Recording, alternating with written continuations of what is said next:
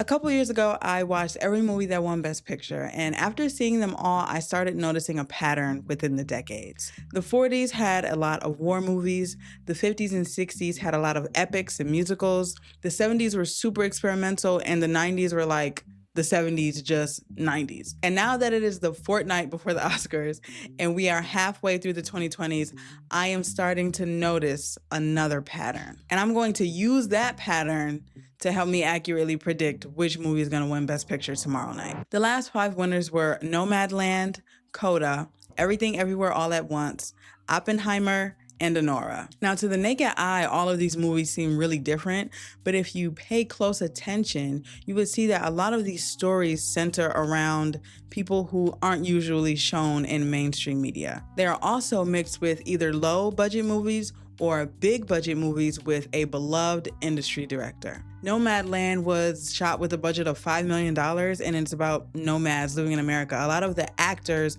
were just actual nomads. Coda was a $10 million movie about a girl who could sing, and she had a deaf family, and she wanted to pursue her dreams of singing. And I actually like Coda, even though people try and call it the Disney movie.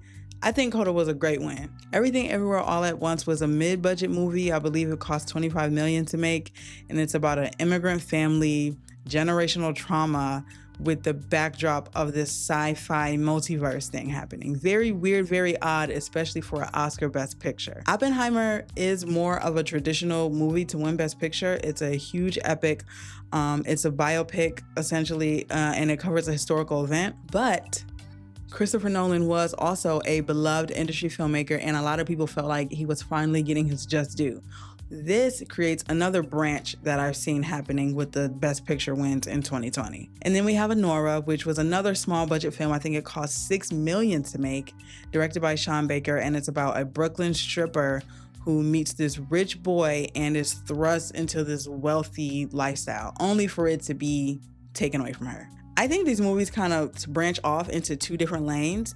You have the emotional, character-driven storylines, the indie small budget films, and then you have the bigger movies with a strong director style. I think that is where Oppenheimer falls, and I also think that's where Everything Everywhere All at Once falls.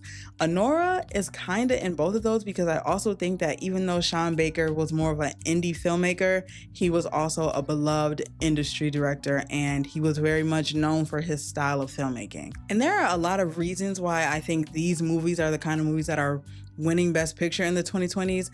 A lot has changed since hashtag Oscar So White. We got a lot more international voters. We got a lot more women voters. We got a lot more voters are people of color. And it's also a ranking system now. So it's a lot of these things were number 2 or number 3 for a lot of people. So I think these movies are more like general consensus liked rather than people just voting for one specific movie. And then that brings us to this year's Best Picture race, which we all know is really just Sinners and one battle after another. Now, funnily enough, neither of these movies are small budget movies. They are both big budget, both backed by Warner Brothers, which is kind of so funny to me, that, especially because Warner Brothers just sold to Paramount. So now you have 2 movies who simultaneously feel like indie films, but both have directors who have a strong style and a strong vision, and now they have to duke it out. And I feel like the only edge that one battle after another has, even if we don't look at all the things that they've both won in this award season, is that Paul Thomas Anderson is a beloved industry director, And I think that it's going to be another Sean Baker thing that happens, where it's like, well, we really love him and this is finally his time, so let's give him Best Picture. I'm not gonna lie, I'm not gonna say I would be pissed. I wouldn't be surprised, but it does seem to be kind of leaning that way. I think that we don't really see genre films win, but then you have to think about Everything Everywhere All at Once. That was a sci-fi multiverse movie that won Best Picture with a person of color starring. So it's not completely impossible for Sinners to win. Best Picture, especially because it has the most nominations of any movie ever, breaking last year's Emilia Perez nomination. Thank God. As far as the 2020s go, the message that the Academy is putting out is connection through specificity. I think that there are a lot of huge stories that can relate to a lot of people, but you'd be surprised how much you will relate to an immigrant laundromat worker who is having this difficult time with her daughter and this interesting time with her husband. And even though it sounds insane and she's going through the multiverse and there's all these crazy things, I found a connection with her. I think those are the kinds of stories that we are going to keep seeing through the 2020s, which is why I don't think it's out of possibility that Sinners can win Best Picture. The Oscar goes to One Battle After Another.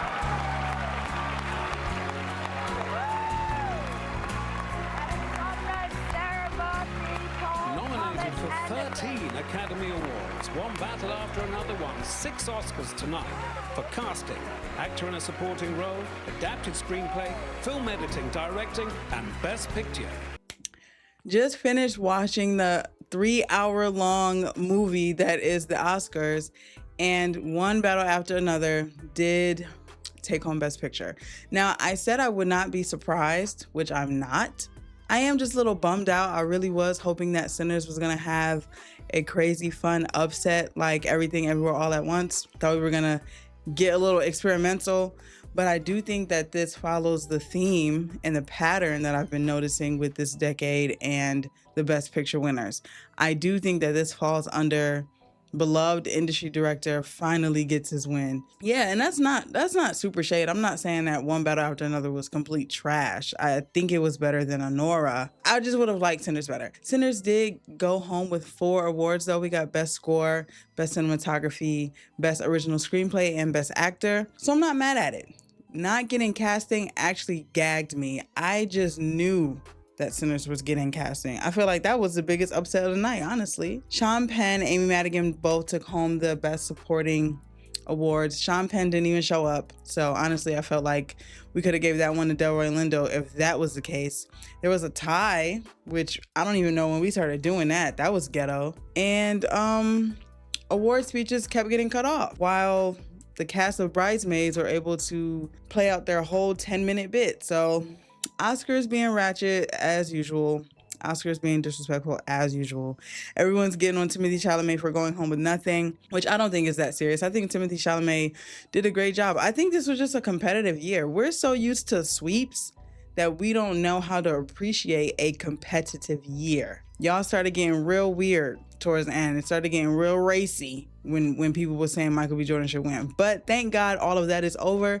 We can enjoy the rest of our year in peace before award season comes back around and makes us all crazy again. Let me know down in the comments what you guys thought was the biggest snub, what you guys thought was deserved, what award really gagged you. Everything for the most part I wasn't surprised by except Best Casting. Let me know down in the comments, and while you're down there, make sure you hit that subscribe, and I'll see you guys next time. Bye.